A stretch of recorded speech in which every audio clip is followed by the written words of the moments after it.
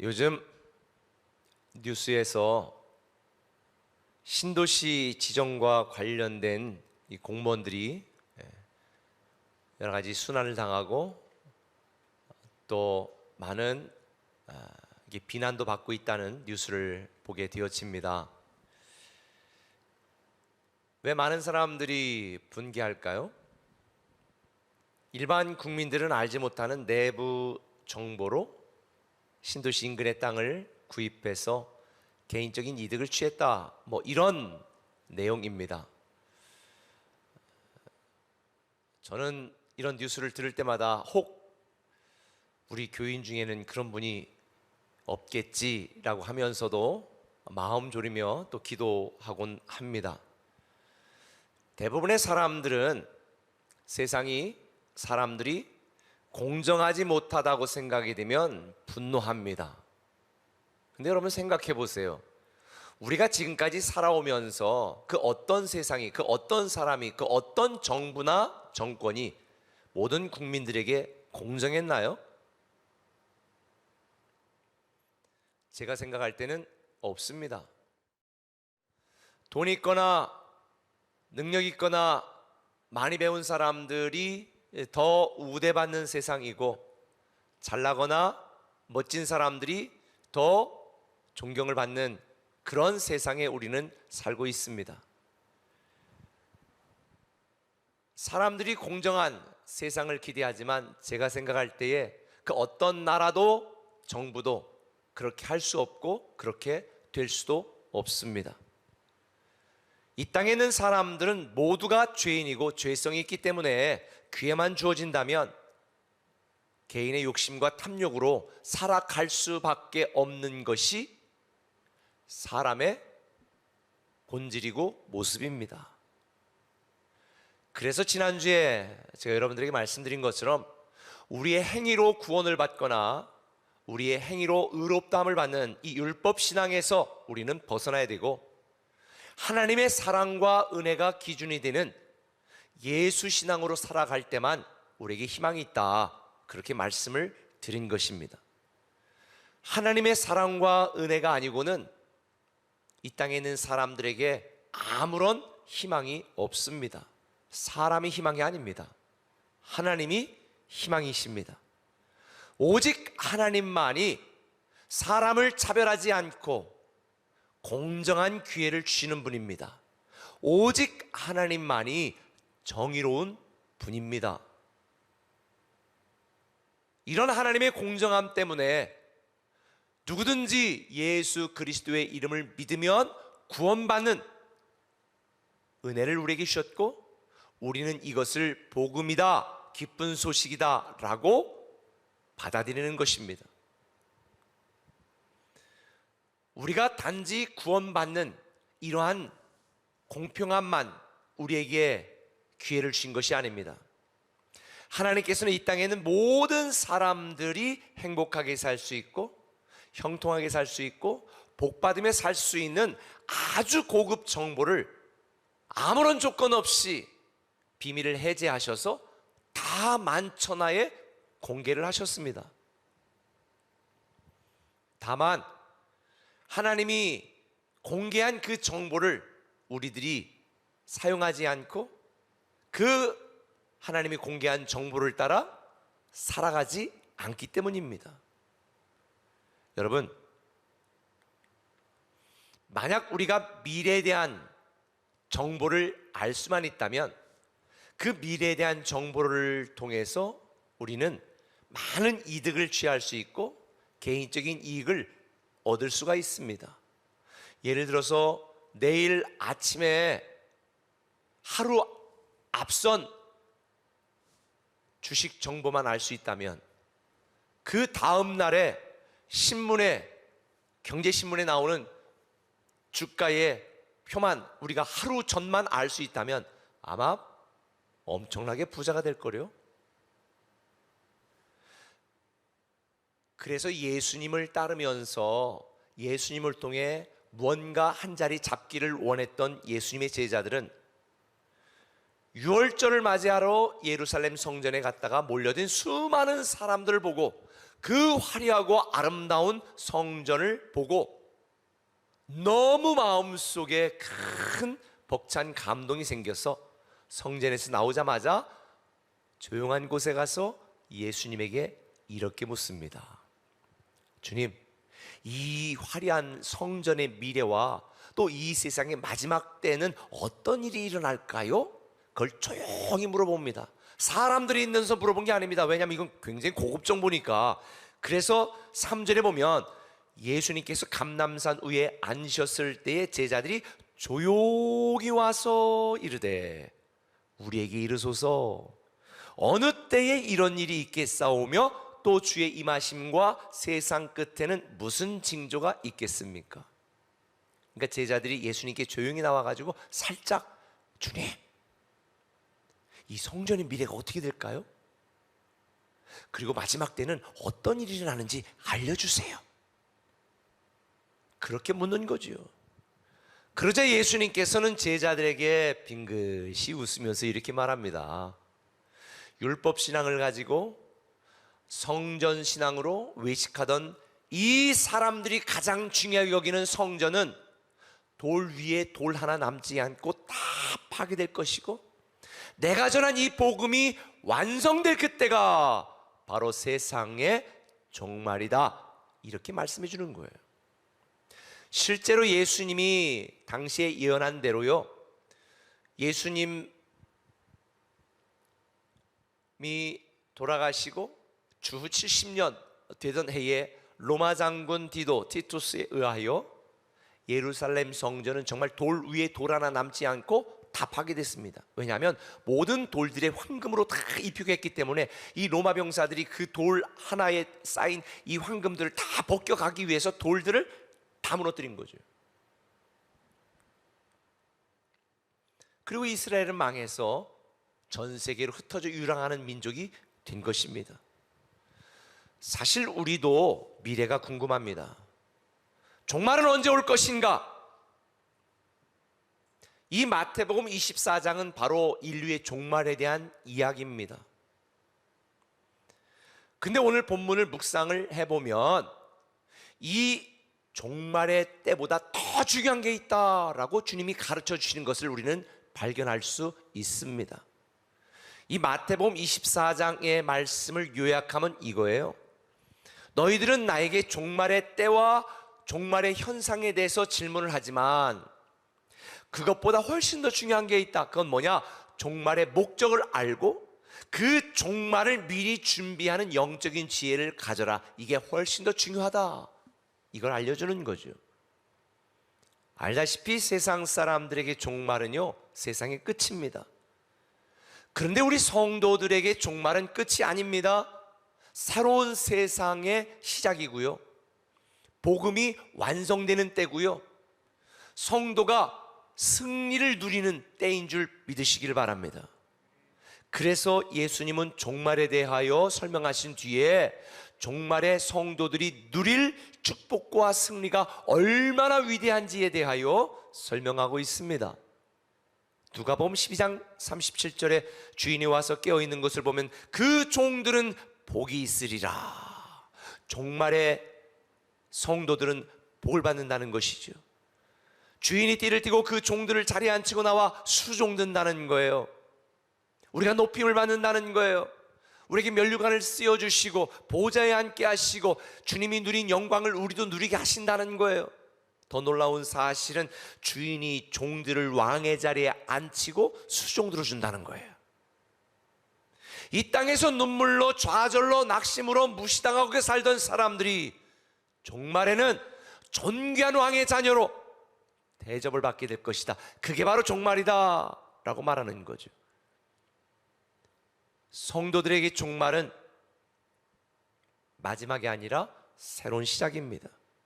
인생의 끝이 아니라 축복의 완성입니다. 이걸 깨닫고 믿음으로 살아가는 것이 성도의 지혜인 것입니다. 우리 개인적으로도 종말은요, 인생의 막다른 길이 아니라 새로운 삶의 시작이 될 것입니다. 그래서 인생이 어려울수록, 답답할수록, 힘들수록 더 내 인생을 하나님의 관점에서 바라보고 해석하는 믿음이 필요한 것입니다. 그래야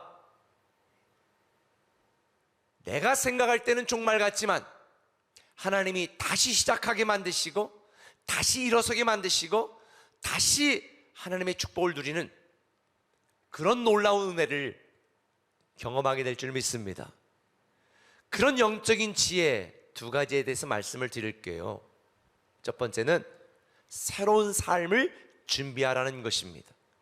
내가 생각할 때 내 인생이 끝난 것 같아도 하나님은 내 삶에 새로운 삶을 준비하고 있습니다. 새로운 길을 예비하고 있습니다. 우리는 바로 이걸 준비해야 되는 거죠.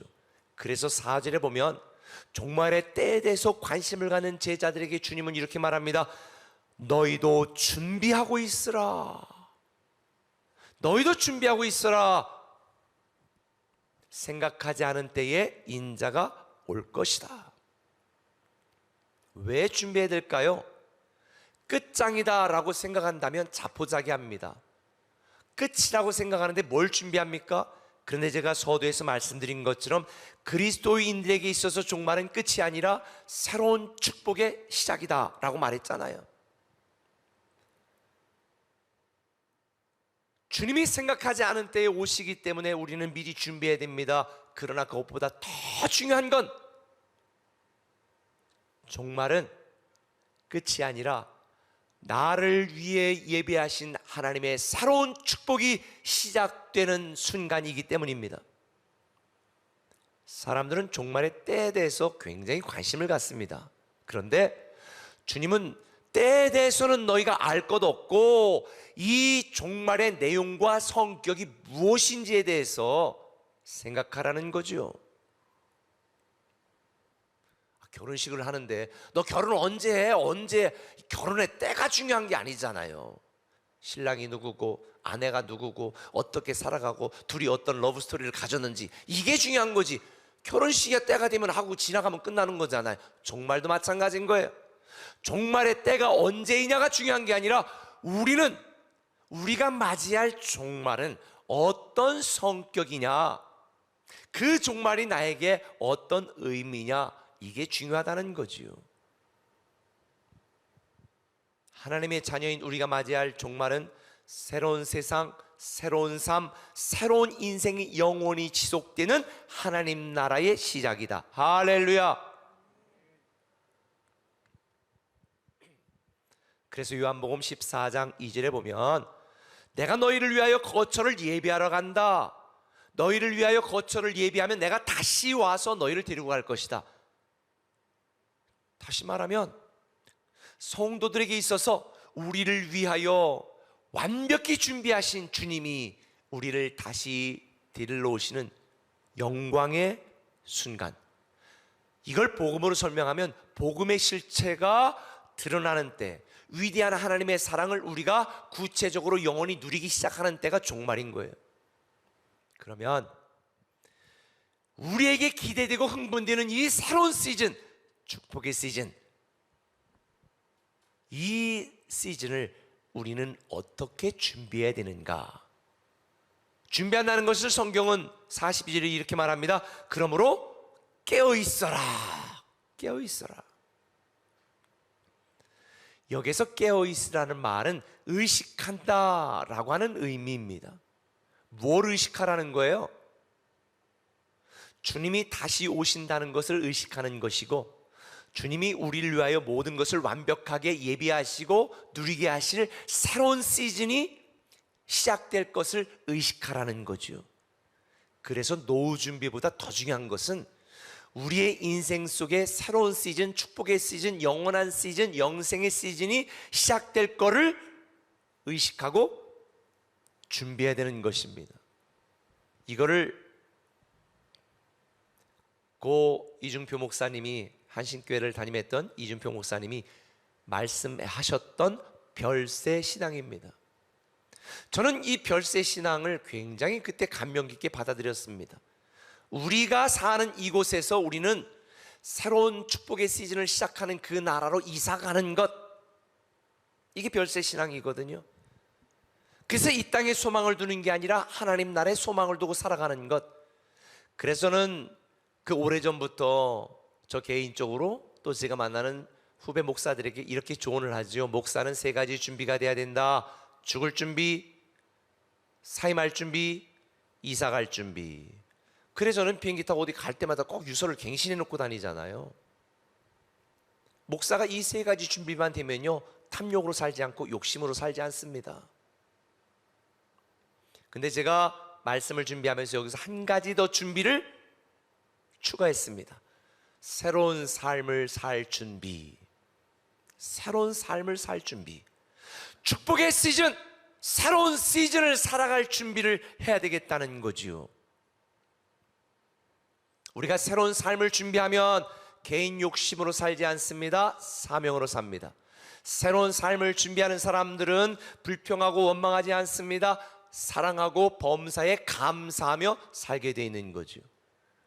저는 여러분들이 다시 오실 주님을 맞이할 준비를 하시길 바랍니다. 새로운 삶을 살아갈 준비를 하라는 거지요. 잠시 사는 이 세상에 목숨 걸고 사는 것이 아니라 하늘나라의 시즌, 새로운 시즌을 준비하며 살아가는 여러분이 되시기를 예수님의 이름으로 축원합니다. 여러분, 주님은 오늘 본문 다음에 이어서 종말에 대해 설명한 뒤에 달란트 비유를 말씀하시고 누가복음에서는 문화 비유로 말씀하세요. 이 핵심이 뭔지 아세요? 10골 다스릴 권세를 주시겠다는 거예요. 우리가 맞이할 새로운 시즌 종말에 주님께서는 10골 다스리는 권세, 이 의미가 무엇입니까? 이 땅에서 무시받고 고통당하고 실패하고 낙심하고 좌절하는 우리의 삶에 눈물을 탁 씻겨주시고 행복한 시즌이 시작된다는 거죠. 너무 기대되고 너무 행복한 미래가 아닙니까? 많은 사람들이 하나님은 나에게 왜 축복의 기회를 주지 않는가 슬퍼해요. 그런데 여러분에게 늘 말씀드린 것처럼 하나님은 우리에게 수많은 기회를 주셨는데 우리가 믿음으로 준비되지 않고 헌신으로 준비되지 않고 사랑으로 준비되지 않고 새로운 시즌을 준비하지 않은 우리의 영적 게으름 때문에 하나님의 축복을 누리지 못하는 것입니다. 여러분, 새로운 삶을 준비해야 됩니다. 새로운 삶을 준비하지 않는 것은 영원한 실패를 준비하는 것입니다. 우리가 늘 새로운 시즌, 축복의 시즌, 영원한 시즌을 영적 긴장감을 가지고 믿음으로 준비하고 사랑으로 준비하고 섬김으로 준비하고 인내로 준비하는 여러분이 되시기를 예수님의 이름으로 축원합니다. 그래서 만왕의 왕이신 예수 그리스도와 함께 이 땅을 다스릴 그 새로운 시즌의 주인공이 저와 여러분 모두가 되기를 예수님의 이름으로 축원합니다. 한 걸음 더 나가서 우리가 가져야 될 영적인 지혜는 이겁니다. 오늘의 삶에 충실하라는 것입니다. 한번 따라합시다. 오늘의 삶에 충실하라. 오늘의 삶에 충실하라. 45절 46절을 같이 읽어볼까요? 시작. 충성되고 지혜 있는 종이 되어 주인에게 그 집 사람들을 맡아 때를 따라 양식을 나눠줄 자가 누구냐. 주인이 올 때에 그 종이 이렇게 하는 것을 보면 그 종이 복이 있으리로다. 여기서 이렇게 하는 걸 보면 주님이 칭찬하신다, 복을 주신다라고 말했잖아요. 여기서 이렇게 하면 이라는 이 말의 의미를 우리말 성경에서는 이렇게 번역을 했습니다. 주인이 시킨 대로 일을 하고 있으면, 이 말을 제 말로 바꾸면 이거죠. 오늘의 삶에 충실하라는 거예요. 하나님이 맡겨준 오늘의 인생에 충실하라는 것입니다. 많은 사람들이 종말을 기대한다고 현실에서 도피하거나 현실을 멀리하고 그저 기도원 가서 주여 이 말세에 대한 종말에 대한 기대만으로 사는 분들이 있습니다. 아니에요. 기도원에서 당장 내려오세요. 현실로 돌아가야 됩니다. 직장으로 사업장으로 가야 됩니다. 그곳에서 우리는 하나님이 주어진 오늘의 삶에 충실해야 되는 거예요. 철학자 스피노자가 이런 말을 했잖아요. 내일 지구의 종말이 온다 할지라도 오늘 나는 한 그루의 사과나무를 심겠다. 이게 그리스도인의 태도가 돼야 되는 것입니다. 여러분, 예수님께서 마지막 때가 언제 온다고 확실히 알려주면 너무 좋을 것 같은데 왜 주님께서는 마지막 때 일시를 정확하게 알려주지 않으셨을까요? 이걸 다시 한번 질문해 볼게요. 만약에 여러분들에게 몇 날 몇 시 앞으로 몇 년 후에 지구의 종말이 온다고 딱 분명하게 결정이 되어졌다면 여러분 어떻게 살 것 같아요? 시간을 정해놓으니까 아무것도 안 해. 이것저것 다 팽개쳐 놓고 가서 모여서 기도만 하고 있어. 이게 주님이 우리에게 원하는 게 아니에요. 주님께서 우리에게 그 때와 일시를 알려주지 않는 건 오늘의 삶에 충실하라는 거죠. 한 사람이라도 더 구원하고 한 사람에게라도 복음을 증거하는 이러한 삶을 살도록 기다리고 있는 이 주님의 마음을 이해해서 우리는 오늘의 삶에 충실하며 내가 살아가고 있는 내 삶의 현장 속에 그곳이 선교지라고 여기고 믿지 않는 분들에게 복음을 증거하는 이런 삶을 살아야 되는 거죠. 그렇다면 구체적으로 오늘의 삶에 충실한다는 건 뭘 의미하는가? 45절에 보니까 충성되고 지혜 있는 종이 되어 라고 말합니다. 여기서 충성되고라는 말은 맡은 바 본분을 신실하게 감당한다. 가진 바가 아니에요. 맡은 바. 주인은 자기의 일에 충성할 필요가 없어. 하고 싶으면 하고 말고 싶으면 마는 거예요. 사장이 출근하고 싶으면 출근하고 출근하고 싶지 않으면 출근 안 하는 거야. 근데 직원은 가기 싫어도 가야 돼. 왜? 맡겨진 것이니까. 하나님은 우리 모두에게 소유권을 주신 것이 아니라 사용권을 주셨습니다. 맡겨주셨습니다. 그래서 우리는 이 맡겨진 일에 충성해야 되는 거예요. 본문에 보면 48절 이하에 악한 종들에 대한 이야기가 소개됩니다. 악한 종들은 주인이 늦게 올 거라고 생각해서 먹고 마시고 즐기고 하여간 허랑방탕하게 살았죠. 그때 51절에 뭐라고 말해요? 50절부터 생각하지 않은 날 알지 못하는 시각에 그 종의 주인이 이르러 엄히 때리고 외식하는 자가 받는 벌에 처하리니 거기서 슬피 울며 이를 갈리라. 달란트 비유의 핵심이 뭡니까? 맡겨주셨다는 거예요. 우리는 선한 청직이라는 거예요. 맡은 자들에게 구할 것은 충성이라고 말했습니다. 많이 맡겨준 자에게는 많은 걸 요구한다. 여러분, 많이 받으신 분들은 많이 요구하십니다. 근데 주인이 맡겨놓은 이 모든 걸 개인의 탐욕을 위하여 사용한 악한 종들, 주인이 다시 올 때에 엄한 벌에 처하게 된다. 그런데 오늘 보면 46절에 보면 주인이 올 때 그 종이 이렇게 하는 것을 보면 그 종이 복이 있으리라. 어떻게? 맡겨진 일에 충성되게 섬기고 일한 자들. 전 우리 세종꿈에게 성도들에게는 하나님이 참 많은 것을 주셨으니 충성스럽게 하나님의 영광을 위하여 사용하는 오늘의 삶에 충실한 여러분이 되시기를 예수님의 이름으로 축원합니다. 종교개혁자 마틴 루터는 이렇게 말했습니다. 내 달력에는 오직 이틀만 있을 뿐이다. 오늘 그리고 주님이 오실 그날. 신앙이라고 하는 것은 오늘과 주님이 오신 그날 맡겨진 일에 충성하며 새로운 시즌2를 준비하는 삶이 바로 우리가 살아갈 날입니다. 주님이 내일 오실 것처럼 최선을 다해야 됩니다. 그러나 주님이 1000년 뒤에 오신다 할지라도 지치지 말아야 됩니다. 우리는 지금 종말처럼 힘겨운 시간을 보내고 있습니다. 그런데 주님은 속히 오실 것입니다. 요한계시록 22장 20절 마지막 절에 뭐라고 말합니까? 내가 진실로 속히 오리라 하시거늘 아멘. 주 예수여 오시옵소서. 저는 여러분들이 새로운 삶을 준비하고 오늘의 삶에 충실하여 하나님의 기쁨이 되고 하나님의 자랑이 되고 하나님의 영광이 되는 새로운 성도의 지혜를 소유한 여러분이 되시기를 예수님의 이름으로 축원합니다. 우리를 위해 준비하신 새로운 시즌, 축복의 시즌, 영원한 시즌을 기대하시라. 개봉박두